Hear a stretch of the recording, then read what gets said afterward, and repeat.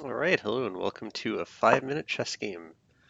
Playing Zeyar Thar from Myanmar, otherwise known as Burma.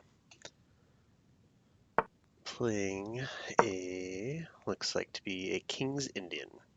Unless we have d5. Okay, nope, no d5, just regular old King's Indian. Classical variation.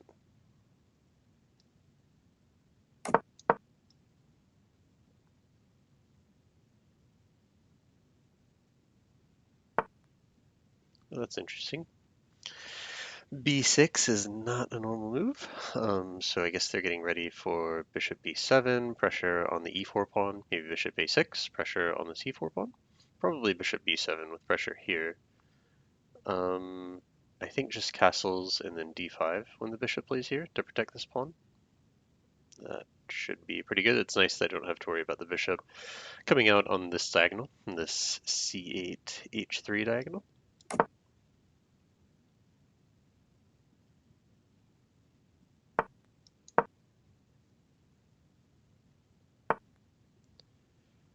And let's see what to do here. A lot of times I do knight e1 to prepare f3 to meet f4 with f3. But this is a little different. I'd like to develop this bishop somewhere. Classic problem with going to e3 is always the knight g4 move. I'm totally okay with recapturing here with the c pawn. Maybe just let's see. Decisions. Let me try bishop g5. Actually, let's see if we can provoke a weakness here with h6. And I'll just drop the bishop back, probably just to c1. Okay. So this I'm happy about. I'd really like to get in b4 here. That would drop the bishop, like b4, knight takes e4, knight takes e4, bishop takes a1. That rook is hanging. Okay. Let's just do this, and then if knight c5, then yeah, okay, so b4 anyway. Okay, I feel good about this. I'm down a little on time, so I need to be aware of that. But otherwise, I think this is a pretty good position. I have good piece development. I think next, queen d2, if he doesn't, or he or she doesn't kick my bishop here. Yeah, I can't really push because then they win a pawn. So, you know what? Maybe I should. Well, yeah, I don't really want to take because then I've got an isolated pawn that might be weak on d5. So I think I'll just recapture here with the bishop and yeah, play queen d2. I'm preparing bishop h6 now, which would force a trade of dark square bishops, which is generally good because that would weaken the dark squares around black's king. Okay, so I imagine that when I now go bishop h6, which I still will play, they'll go bishop h8, which makes some sense. But at least the king has no legal moves right now, so that's always nice. Some back rank possibilities at some point. Let's see. They disconnected. Okay, they reconnected. How to proceed? Probably rook over. Let's see, E1 or D1 decisions. Probably E1. Maybe I can back the bishop up to F1. This is a very solid position. I'm kind of down on time, so I need to be aware of that.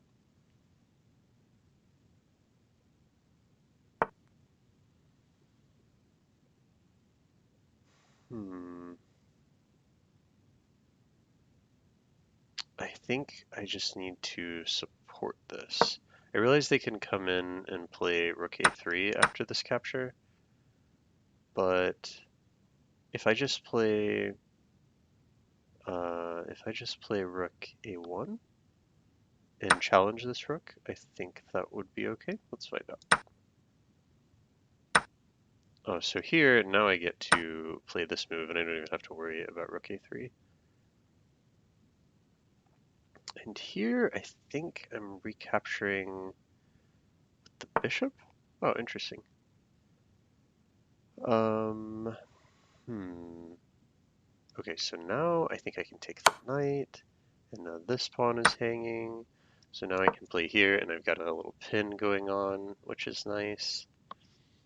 I mean, they can just move the queen because the knight's protected, but still, at least for the second there, they couldn't move this knight.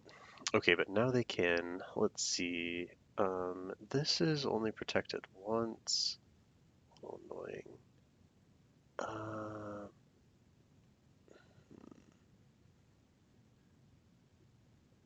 yeah, I don't want to lose a pawn here. I'm way down on time. Okay, I think I've got to give that up. And then, can I play this move? Yeah, I think I can.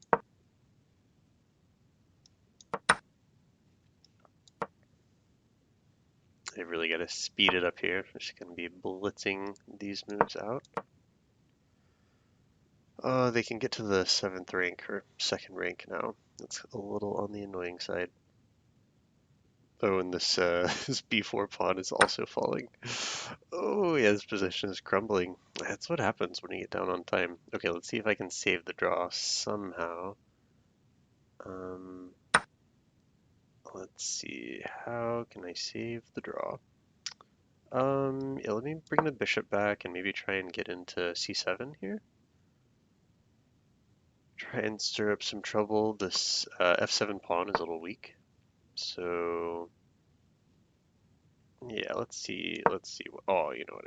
Oh, never mind. I thought I hung my rook there for a second, but fortunately the queen is defending it for the moment. Next, I probably need to go rook e c1. That way this pawn will be defended, and I can go over to f6 and attack this f7 pawn. So yeah, let's do this. Really have to be careful though, because they can maybe play queen b1 and then bishop over here to c4 and have some mate threats here on this f1 square. So yep, I was wondering about this exact thing happening. Okay, hopefully mine will be faster. Oh, I'm actually attacking this rook now. Is this a double attack? Oh, they have to go rook f8. And then, I think just coming up here, giving my king a little flight square. Next, maybe I'll go queen f4. Oh, I can just take this. That's helpful. That was very helpful. My opponent just dropped their bishop. Okay, I'm not out of the woods yet, though, by any means. Yeah, so I want to play here and then rook here. That is my grandmaster plan.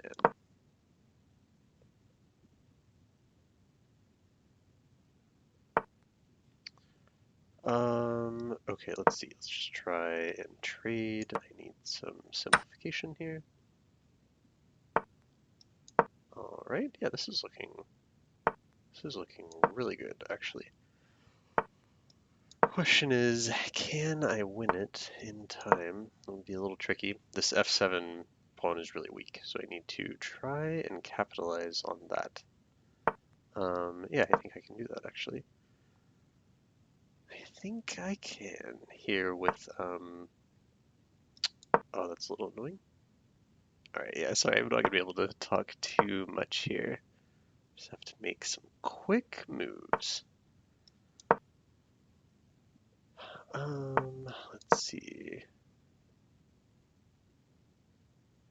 Yeah, this is tricky, no doubt.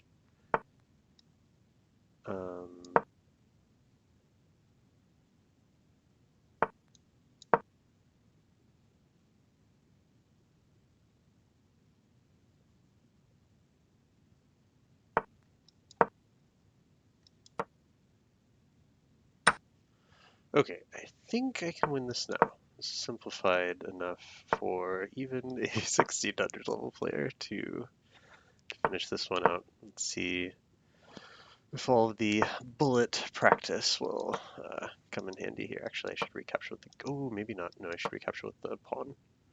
Oh, I'm going to have to be careful to not make this just totally drawn. I really need to use my bishop somehow. I need to get this bishop in the game. Or, attacking some light squares over here. Okay, that is very helpful. Because now, whoops, now I'm just winning this pawn. And lots of pre-moves are happening.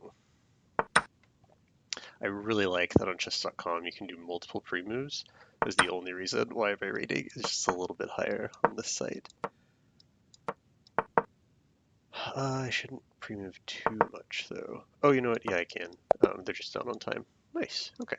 Good game. All right, escaped this one with a win, just barely. Yeah, I mean, my opponent just hung their bishop. Otherwise, I think my position was kind of bad. I just got low on time and then didn't have enough time to make all the moves. But yeah, that was a fun game. I'm definitely winning here at the end. I'm just scooping up the pawns. One of these pawns will run, make a queen. So, cool. Okay, let's take a look at it fairly quickly here. This is the King's Indian. I don't know what to do with b6. No idea. So here, let's have a look here in the Game Explorer and see if we can find out what the best move is.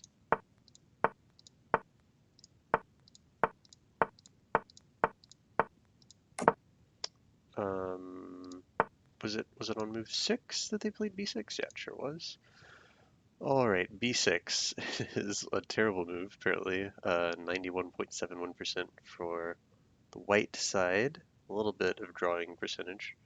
What, I guess 8.3 drawing percent. No black winning percentage on this move. So, okay, not a good move. Yeah, I castled, and then they went for the bishop b7. Okay, so d5 was a win, but apparently queen c2 would have been fine as well. Then that makes sense. Just developing the queen, maybe preparing rook d1, and then protecting this e4 pawn. So yeah, that makes sense. Although I don't think there's anything wrong with d5 either. So let's see, I think that, yeah, I don't know about the bishop's placement here to g5. I do think that letting the tension sit is good here, because if I capture, they recapture with their knight, I'm helping them develop, so don't want to do that. So where did this one go wrong? Because I was definitely worse at some point here. And again, I'm not really sure about that rook's deployment. I just want to protect the knight because there's always these tactics with this knight moving and then this bishop being unleashed. This knight moving with a discovery, this bishop coming out. So let's see. I mean, I'm playing these moves with not too much thinking just because it's a blitz game. b4 is a normal move, I know, in the King's Indian to sort of stir up trouble on the queen side. In general, white is playing on the queen side and black is playing on the king side. Although black didn't really play too much on the king side this game. They played pretty much on the queen side, which I think is a bad strategy. I think if you're going to play the King's Indian as black, the whole reason for playing the King's Indian is so you can get this f4 move in, this f5 move in, and to stir up some trouble on the king side and launch a king side attack. I think that's why it's such a dynamic opening. So yeah, I am not really so excited with this queen side play. But yeah, somehow I was the one with the worst position. So yeah, maybe it wasn't such a good idea to play the bishop h6 move and force this bishop back. I think this bishop ended up coming back here to g5. So maybe just rook e1 right away and don't waste time with this bishop h6 move. That might have been an improvement. Maybe a little bit. So let's see. Yeah, this is getting dicey because I have to worry about this rook a3 invasion. And then, like if I play rook a1 to challenge it, they can play queen a8, and I can't trade and play rook a1 there because my rook on a1 would be hanging. So they would have control of the a file, and that's a little frustrating. I mean, the a file is the only open file here. But yeah, they played it a little differently. which I think was still good for them, actually. And maybe, yeah, maybe I should not have gone in for this trade. I know you always have to evaluate positions like they are new, but in this case, I definitely have more space, right? Like white controls more squares on the board. So I probably don't want to trade. I probably just want to bring the knight back to c3 and decline this trade and just expose this.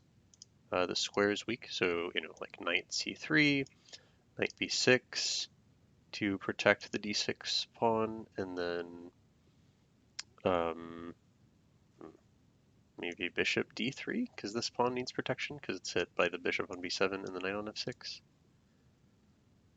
So yeah, I had to give up my bishop pair, which I did not want to do. And yeah, I wanted to play dynamically.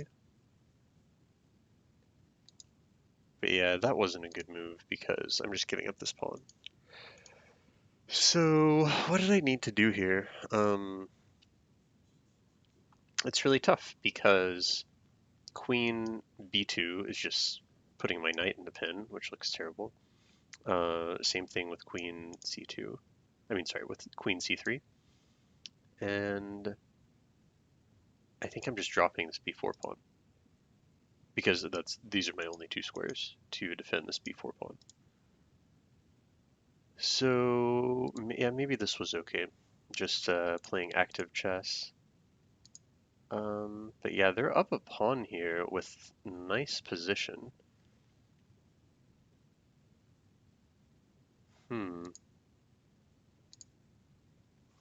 Yeah, look how dominant this d5 bishop is versus my f1 bishop. Yeah, I think black is definitely enjoying some nice edge here with better piece placement and just up a pawn. I did have, maybe some activity here. I had to be careful with back rank threats. And then, yeah, that's just a blunder. So I think in this position, I think black is still enjoying some healthy advantage, pinning my bishop and this really nice bishop that I can't oppose because there are no pawns on the C or E files. No white pawns, that is, to try and like attack this bishop. So yeah, they were better up until that point. And then after this, it's just a matter of simplifying and mopping up. And indeed, the bullet practice pays off. Yeah, I just sort of repeated a little because I wasn't sure exactly what to do. But then I forced the trade of rooks and made it a lot easier. My opponent helped me out. I don't think these pawn breaks were the best for them, but I think they were just trying to move fast. It's kind of a time scramble at this point. And then the multiple chess.com pre-moves definitely helped me out. So, all right, that was a fun game. Thanks for watching.